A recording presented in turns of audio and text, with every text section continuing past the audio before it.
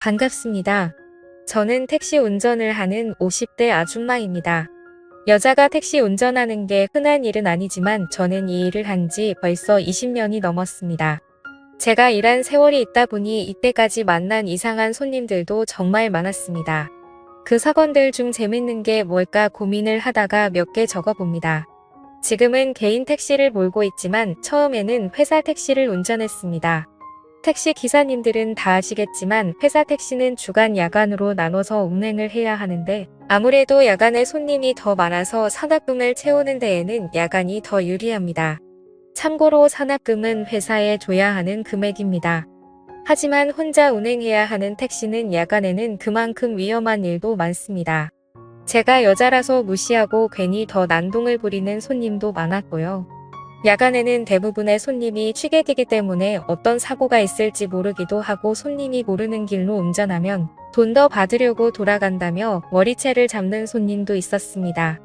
야간에 운전을 하면서 손님과 시비가 붙어 고성이 오가는 경우도 참 많았습니다. 이렇게 위협을 당하고 시비가 붙으면서도 야간 운행을 하는 이유는 당연히 돈 때문이죠.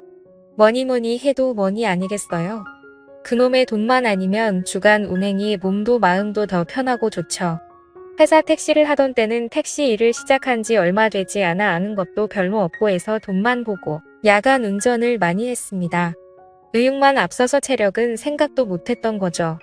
그러다가 너무 힘들어서 잠시 주간 운행으로 바꾼 적도 있었으니까요. 물론 돈이 안 돼서 금방 야간으로 돌아갔지만요. 근데 주간 운행을 했을 때에도 참 특이한 손님을 한 번 태운 적 있습니다.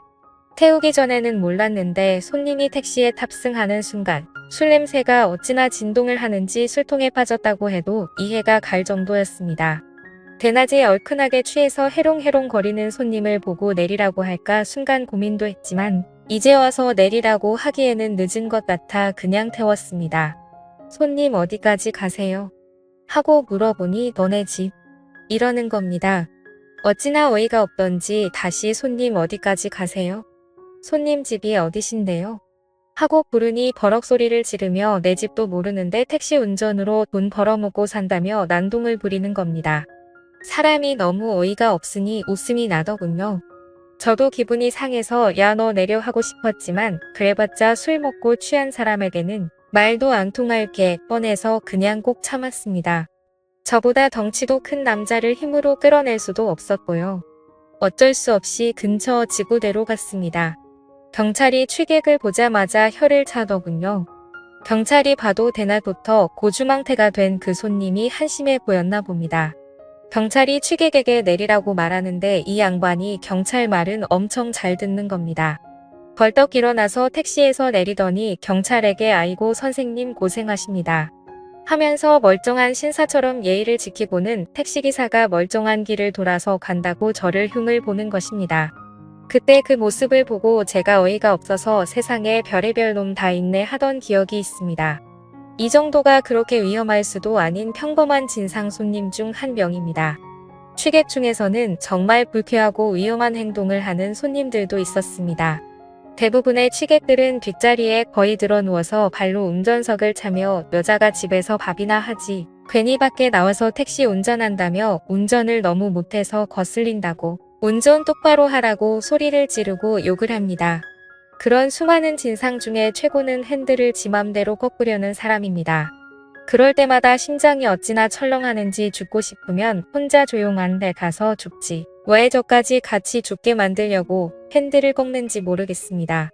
그런 취객이 타면 정말 골치 아픕니다. 힘으로 하자니 제가 밀리기도 하고 나중에 엮이면 회사 택시다 보니 나중에 컴플레인이라도 들어가면 머리가 아파집니다. 회사 택시의 경우는 손님이랑 싸우며 잃어버린 시간만큼 다른 손님을 못 태우고 또 그만큼 산악금을 충당하지 못해서 힘들어지거든요. 그러니 대부분의 경우를 꼭 참고 경찰서로 인계를 합니다. 이게 최고거든요. 하지만 그 후에는 내가 이런 일을 겪으면서까지 택시를 해야 하나 괜히 울적해져 다른 일을 해볼까 하는 생각도 듭니다. 20년 넘게 잘하고 있지만요. 그리고 야간 운전 중에는 이런 손님도 만났습니다. 젊은 커플이었는데 뒷자리에서 아주 쪽쪽거리고 난리도 안 되군요. 둘이서 온갖 애정 행각을 해대는데 제가 다 민망했습니다. 아무리 서로 사랑하는 사이라고 해도 우연히 택시 안도 공공장소인데 좀 너무하다는 생각이 들더라고요. 하지만 괜히 한마디 했다가는 안 좋은 소리만 듣고 시기만 붙을 것 같아 최대한 빨리 목적지에 내려주려고 했습니다. 근데 여자친구가 어떻게 하다가 남자친구의 핸드폰을 봤는지 갑자기요. 얘 전 여친 아니야?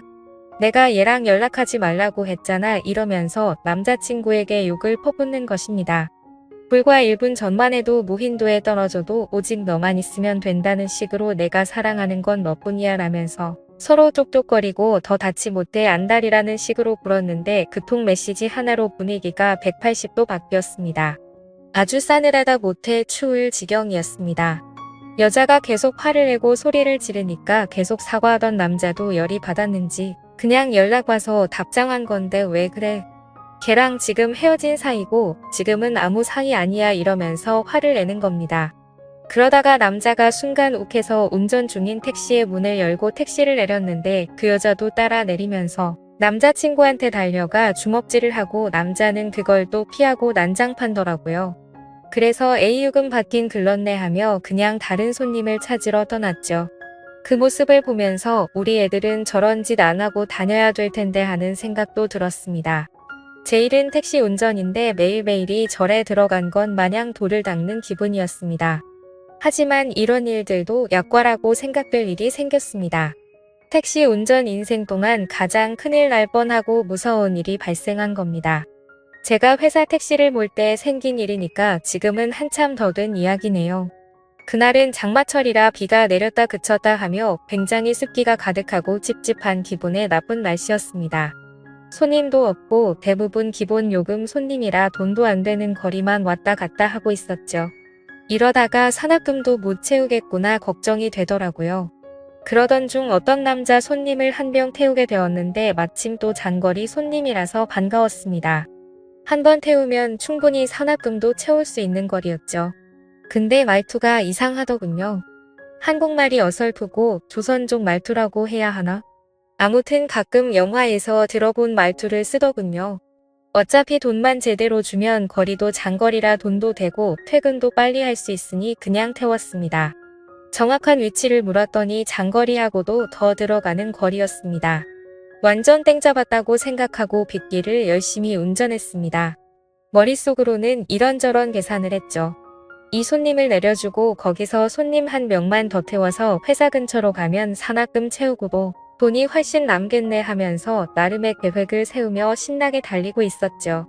핸드폰 내비로 주소를 찍어서 장거리 손님이 알려준 주소대로 가고 있었습니다. 여러 번 가본 길이면 제 나름의 지름길로 갈 때지만 초인길이다 보니 내비가 가란 대로 군말 없이 가고 있었습니다. 그런데 뒷자리에 앉은 남자 손님이 낮은 목소리로 이 길 맞아요? 하는 겁니다. 그래서 죄송합니다. 저도 초행길이라 내비대로 가고 있어요. 지름길 알려주시면 지름길로 갈게요. 하고 최대한 친절하게 얘기를 했습니다. 그랬더니 아닙니다. 그냥 그대로 가주세요. 그러더군요. 속으로는 뭐지 이 사람? 생각하며 목적지까지 열심히 달리고 있었습니다. 근데 거의 다 도착했을 무렵 갑자기 손님이 깜박하고 돈을 두고 왔는데 이러는 겁니다. 저는 너무 놀라서 아니 여기까지 왔는데 돈이 없다고 하면 어떡하냐고 지금 밑에만 봐도 4만 원이 넘는다고 짜증을 좀 냈습니다. 그 남자는 카드를 주머니에 넣은 줄 알았는데 방금 확인하니까 없었다면서 지갑도 안 들고 왔다고 하는 겁니다. 여러 가지 생각이 스치더군요. 그냥 이 사람을 지구대에 넘겨버릴까? 아니면 재수없었던 생각하고 돈 아까워도 그냥 여기서 내리라고 할까? 고민하던 중 그 손님이 제 난처한 표정을 보며 제 생각을 다 안다는 듯이 경찰서에는 넘기지 말라고 하더군요. 경찰서 가면 한국에 더 이상 있지 못한다면서 한 번만 봐달라며 충격적인 제안을 하나 하는 겁니다. 돈이 없으니 대신 물건을 주면 안 되냐고 물어보는 겁니다. 시대가 어느 땐데 물물 교환이라도 하려는 건가 싶어 일단 들어나 봤습니다.